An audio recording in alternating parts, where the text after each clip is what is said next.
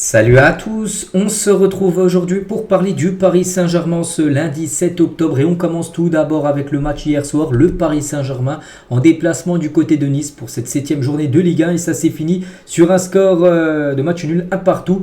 Abdi a été buteur côté niçois au bout de 39 minutes de jeu. Donc il y avait 1-0 à la mi-temps, c'est que la première mi-temps a été catastrophique. Côté PSG, réaction deuxième mi-temps avec un but de Nuno Mendes dès la reprise de la seconde période. Donc le PSG aurait même pu gagner ce match tellement qu'il y a eu d'occasions. Côté Paris Saint-Germain, mais c'est un gros problème. On sait là depuis quelques temps que le PSG a du mal à marquer des buts. Et ça c'est fou quand on voit le nombre d'occasions créées par match.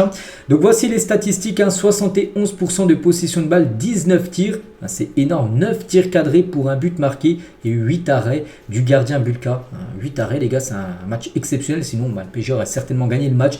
Et côté Nice, donc c'est 9 tirs, 3 tirs cadrés et eux ils ont marqué un but. Donc voilà, partage des points. Donc au classement ça donne quoi? Ça donne que le PSG n'est plus leader actuellement de ce championnat français parce que Monaco fait mieux que le Paris Saint-Germain. Monaco a actuellement 2 points de plus que le PSG, 19 pour Monaco, 17 pour le Paris Saint-Germain. Bon, seulement la 7e journée. Voilà, il va se passer encore beaucoup de choses, mais voilà, le PSG, les gars, n'est plus leader de cette Ligue 1. Concernant la bonne nouvelle, comme hier, c'est que le PSG, de nouveau à l'extérieur, est de nouveau invaincu. Et le PSG continue actuellement, c'était déjà un record avant le match. Du coup, un match de plus par rapport au record. Le PSG est sur une série de 28 matchs sans défaite. À l'extérieur en Ligue 1, c'est bien évidemment un record. Plus les matchs à l'extérieur en Ligue 1, à l'extérieur tu perds pas, plus ce record va augmenter. C'est compliqué dans le futur les gars de battre quand même ce record de 28 matchs d'affilée sans perdre à l'extérieur en Ligue 1. La une du journal L'équipe aujourd'hui, pas tout compris. Voilà, ça revient par rapport à ce match. Et 5 jours après la défaite contre Arsenal mardi dernier, un PSG aux 2 visages doit se contenter du nul à Nice. Monaco est maintenant seul en tête de la Ligue 1. Mais voilà, c'est surtout pas tout compris. Comment le PSG peut produire une première mi-temps aussi cataclysmique et une deuxième mi-temps bien meilleure, on ne sait pas. Il faut commencer bien mieux, on peut dire, ces matchs. Et Luis Enrique l'a dit, nous n'avons pas su concrétiser les occasions que nous nous sommes créées en deuxième période. Nous avons été trop imprécis. Rappel à 19 tirs pour un but marqué. Oui, il y a eu un problème d'efficacité. Cela nous a rendu le match difficile. Nous aurions pu gagner cette rencontre. Cela ne fait aucun doute. Bon, je suis totalement d'accord. Mais bon, à la fin du compte, si tu marques pas, c'est ça le football. Le plus important, c'est de marquer des buts, en marquer plus que ton adversaire. Et hier, les deux équipes ont marqué un but. Voilà, c'est nul, même si tu as eu plein d'occasions. Il faut les mettre. Et tu les as pas mis.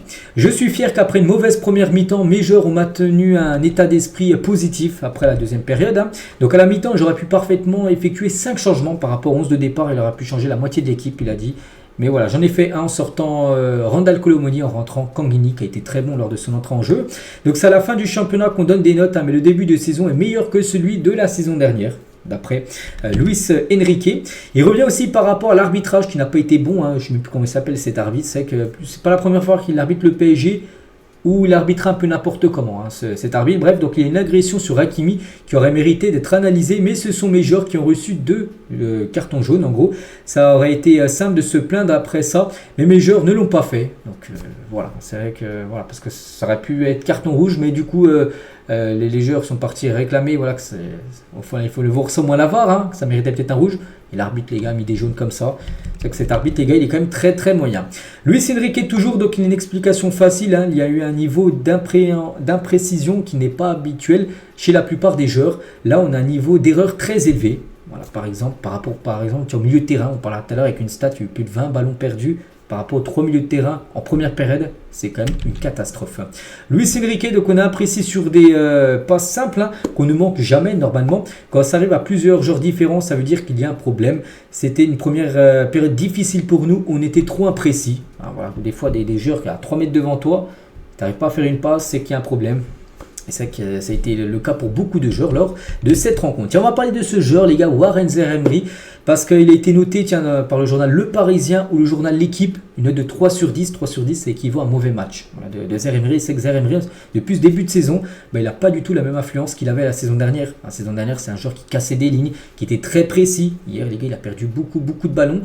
Il a du mal, il est tout jeune les gars, il a 18 ans, il a eu 18 ans, c'était le 8 mars dernier, donc là il a 18 ans et demi on va dire, mais voilà, il est encore tout jeune, mais c'est vrai que bah, c'est pas le même que la saison dernière. Hein. Donc le jeune milieu de terrain semble traverser une période compliquée. Êtes-vous d'accord avec cette note? Oui, il n'a pas été bon, il doit faire beaucoup plus. Le jeune Warren Zaïre-Emery. Tiens, on parlait de Zaïre-Emery avec une 2-3. Bon, Kolo Muani aussi transparent lors de la première mi-temps. C'est lui qui a été remplacé dès la mi-temps parce que lui aussi, les gars, il a fait une première mi-temps. On ne l'a pas vu. Hein. Et c'est que Randal Kolo Muani, hein, depuis son arrivée au PSG, Randal Kolo Muani a disputé 48 matchs. Donc, dont 26 en tant que remplaçant. Donc, voilà, souvent, bien sûr, il a commencé sur le banc. 26 remplaçants, enfin 26 fois sur le banc sur 48 matchs. Hein. Pire, il n'a disputé que 9 matchs entiers, hein, où il a commencé titulaire, où il a fini le match entier. 9 fois sur 48 matchs depuis son arrivée au PSG. Voilà, c'est un joueur qui est souvent remplacé. Ou quand il n'est pas remplacé, bah, il commence même déjà directement sur le banc, tout simplement. Randal Kolo Muani. Donc voici les dates des autres joueurs. On a parlé de Kolo Muani, on a parlé de Zaïre-Emery, on peut parler aussi de Fabien Ruiz, les gars. Fabien Ruiz, c'est un gros problème. Voilà, pourquoi? Parce que là il va repartir avec l'Espagne, parce que là c'est la trêve, il va sortir de masterclass, hein, parce qu'on sait qu'avec l'Espagne il joue super bien, mais avec le PSG ben, il joue mal. Voilà, Fabien Ruiz, c'est un gros point d'interrogation. Donc Neves aussi un peu influent, à une note de 4, hein. Donc après c'est la défense qui a été plutôt bonne avec Marquinhos, Pacho et Donnarumma, qui a fait quand même un arrêt en première mi-temps très important là sur sa ligne. Donc voici les notes, hein, bien sûr, du Paris Saint-Germain. Et pour revenir sur le milieu, Ruiz, Neves, Zaïre-Emery, j'ai dit, hein, cette stat les gars en première mi-temps, 20 ballons perdus, c'est pas possible les gars. 20 ballons perdus, ça fait un ballon perdu toutes les 2 minutes de jeu, hein, sur les 45 premières minutes de la partie. Pour des joueurs normalement qui perdent jamais le ballon comme Fabien Ruiz, Neves, Zaïre-Emery, c'est des joueurs normalement c'est très compliqué à leur faire perdre le ballon, puis ils ont perdu quand même 20. Ah, là, il y a eu un problème, bien évidemment, au milieu de terrain. On va parler de Kangini et encore une excellente rentrée de Kangini. C'est vrai que pour moi, c'est un super sub ce joueur. C'est un joueur qui doit rentrer en cours de jeu. Et il est rentré à la mi-temps et il était très bon. Il a totalement changé le visage de l'attaque. Hein. Cet homme ne doit plus quitter le 11 titulaire. C'est vrai que maintenant, on ne sait pas s'il faut le mettre titulaire directement parce que quand tu le rentres en cours de jeu, il est tellement important. Mais bon, des fois, est-ce qu'il a après la même importance, la même influence que s'il commence titulaire? Ça, je ne sais pas. Mais c'est que c'est un joueur qui devrait peut-être avoir un peu plus de temps de jeu, c'est vrai. Bradley Barcola, qu'est-ce qu'il a pu dire? Donc, comment l'expliquer? Je ne sais pas. Il y a des matchs comme ça. C'est toujours difficile de jouer ici à Nice. On aurait dû jouer comme lors de la seconde période. Bah oui, attends, ça t'aurait fait, je pense, les demi-temps. Comme tu as joué la deuxième, tu aurais joué pareil en première, tu aurais certainement gagné le match. Hein. Ça aurait été beaucoup mieux. Ce qu'il manque, hein, je ne sais pas. Plus d'envie peut-être, hein, certainement. Hein. Voilà, peut-être le PSG a peut-être plus trop envie. Enfin, certains joueurs. Hein. On n'était pas vraiment dedans en première mi-temps. On s'est bien réveillé en deuxième période. Hein. C'est dommage qu'on ne concrétise pas nos occasions. Parce que bien sûr, hein, si tu concrétises tes occasions, bah, tu gagnes le match. Pas de choix en défense, hein, donc c'était dur. Mais on a gardé la tête froide pour ne pas perdre. Hein. Même si on a manqué de concentration, on a trouvé le courage pour se créer des occasions en deuxième période. On va continuer à progresser. L'équipe a de la qualité, ça sera mieux à l'avenir. Voilà, bon, on espère, hein, bien sûr. Donc lui, il a fait un match très correct, bien sûr. En défense centrale, Donnarumma qui a fait plutôt un bon match après son match loupé. Un match catastrophique, même hein, contre Arsenal. Il a plutôt été bon. Hein. Bon, il a eu 3 tirs cadrés. Bon, il a pris un but, mais il a fait quand même 2 arrêts importants, on va dire. Bon, bref, la première période n'était pas bien. Il faut qu'on fasse mieux. Il faut améliorer car c'est important, bien sûr, de mieux démarrer. On a été mieux en seconde période, puis on a encore pris un but. Donc, je suis très énervé pour ça. Il faut être plus agressif. Hein. Et les critiques ne me touchent pas. Je suis préparé pour ça. Je suis content de moi et de travailler avec cette équipe. Voilà, ce qu'il a pu dire une autre. Tiens, la fin du championnat est encore loin. Ce n'est pas grave hein, de ne pas être premier vu que Monaco est passé devant le PSG après cette journée. Donc, on va s'améliorer. On a fait beaucoup d'erreurs en première période, mais si on joue comme ça en seconde période, on va faire de très bons matchs, hein, bien sûr. Mais voilà, il faut être constant de la première jusqu'à la 90e minute des matchs. Et on va parler de Dembélé. Donc Dembélé, peut-être le joueur le plus en vue en attaque, hein, parmi les 3 qui ont commencé titulaire hier. Et Dembélé, le joueur le plus décisif de Ligue 1 cette saison avec 8 buts et passes D. Donc 4 buts et 4 passes D pour Ousmane Dembélé. Donc voici son début de saison. Donc plutôt un bon début de saison. Il y a seulement le match contre Lille où il n'avait ni marqué ni passe D. Tous les autres matchs, il a été décisif. Ousmane Dembélé. Et tiens, une info aussi pour montrer aussi encore le manque de chance, on peut dire, hein, pour le PSG. Donc, selon l'outil d'analyse statistique d'Opta, le PSG a touché les montants adverses 31 fois, toutes compétitions confondues. Depuis le début de l'année 2024, encore un montant touché hier. Pas qu'il y avait aussi la barre hein, qui avait été touchée, barre transversale contre Arsenal. À chaque fois, c'est des barres ou des poteaux sortants et pas des poteaux rentrants. Et c'est un problème. Hein. Donc, 31 poteaux, on va dire, ou barres transversales touchées depuis le début d'année et depuis janvier. C'est énorme. C'est au moins 4 de plus que n'importe quelle autre équipe des 5 grands championnats européens.